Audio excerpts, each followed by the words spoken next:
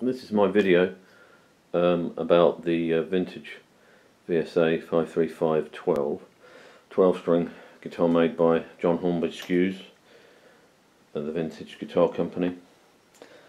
And as I say, this is going to be the good, the bad and the ugly about this particular guitar. And I'm afraid to say that there are some ugly parts. I'll start with the good.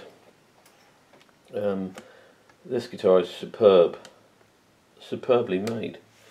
As you can see, the binding there, really nicely made and slightly yellowed, aged binding up the neck. The old style Clusian tuners, and just very well finished frets. Fret ends, there's no short areas. Rosewood board, mainly maple guitar. It's got Wilkinson appointments, Wilkinson and Eco style humbuckers. A nice Sunburst finish. So yeah, I mean, the price I actually got this guitar for was pretty incredible, because it had a slight chip on the neck which you can hardly see, just in the corner there. Got it for £295. They normally retail for about £450 in the UK. Just have a look at the back here.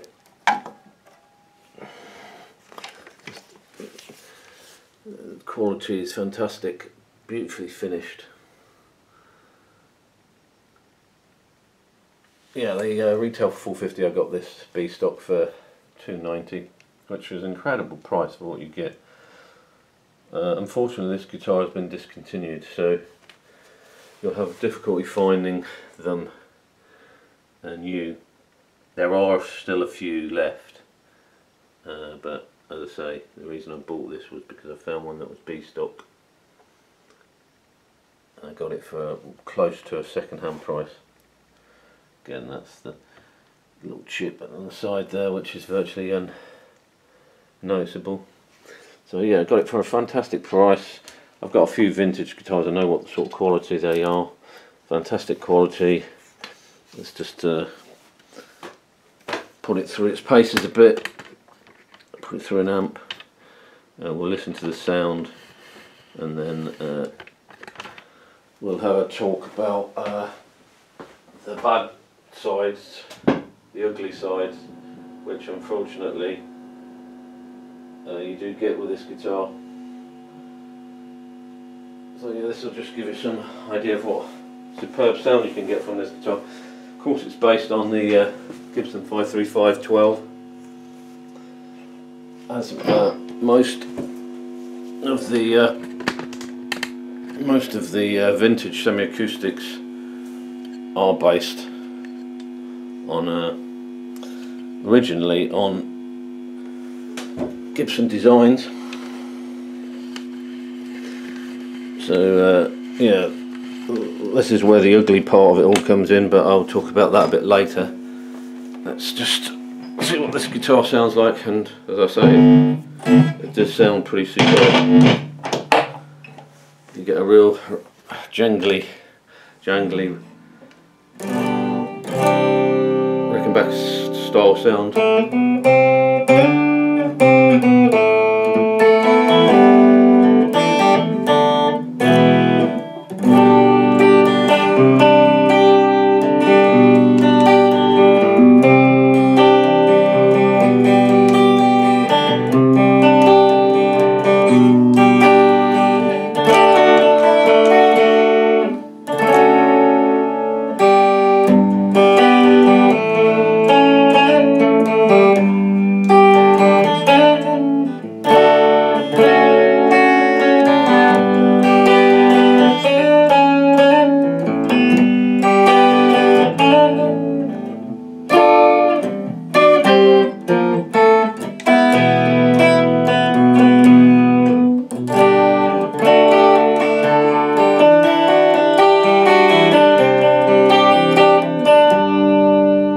Another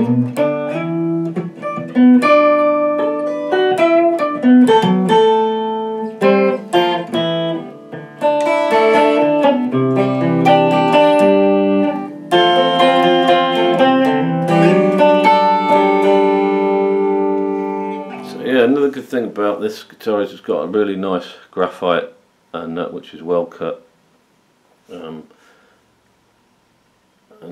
altogether the finish is excellent. It's an amazing back on it, so beautifully made. Vintage produced some of the best guitars, cheap guitars that I've come across. They're fantastic. This didn't need to set it up really, just lowered the action a little bit, and for the price it's just can't be beat. Now the downside, the ugly side.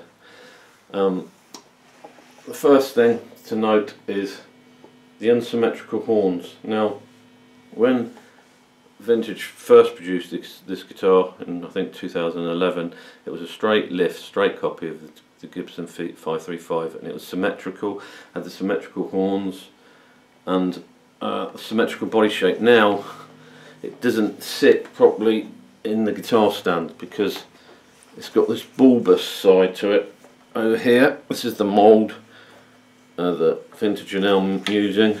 It's got the unsymmetrical horns, and it's got the body bulge over this side. So as I say, it won't actually sit in the guitar stand properly because this side over here is bulged, and it's difficult to tell in photographs. Just turn the amp off. It's difficult to tell in photographs just how big this bulge is on this side, which is really noticeable when you try and put it in a guitar stand. And the unsymmetrical horns as well, they look horrible. They've dressed it up, Vintage, by saying, oh, we've improved the access at the back of the guitar so you can get to the frets easier. And there's this monstrosity that they've done as well to, they say, improve the access, but it just looks terrible. The unsymmetrical horns look terrible. It's a classic design. You know, what we want as customers is classic designs, and the American made guitars of the 50s haven't been beat in terms of design. So what we want is a straight lift, cheaply, not American overprices, overinflated prices. We want cheap Chinese made guitars that look exactly like American guitars, the classic American guitars. Now the reason Vintage have done this is they've almost certainly had a cease and desist letter from Gibson. So the moulds they're using to get round not having to go to court are slight subtle changes they've had to make to the guitar to try and protect themselves from Gibson legal action.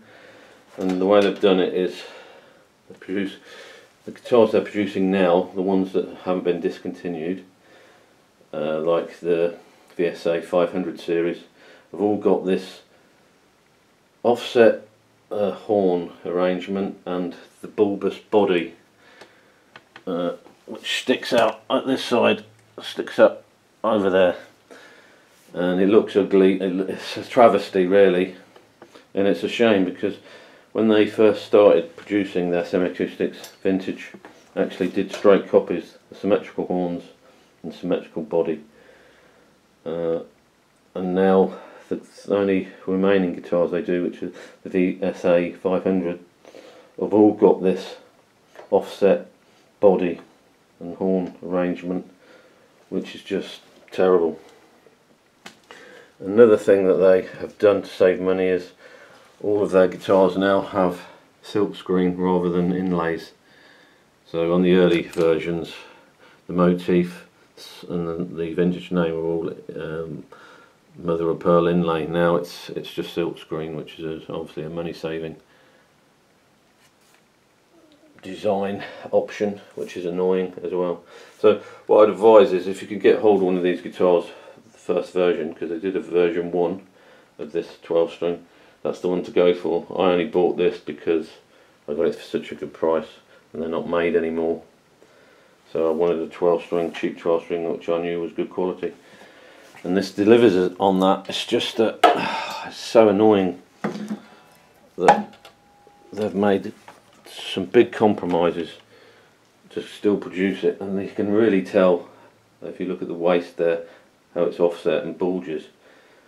You know, that's a price that we're having to pay as punters for Gibson just suing, going to court or threatening to go to court.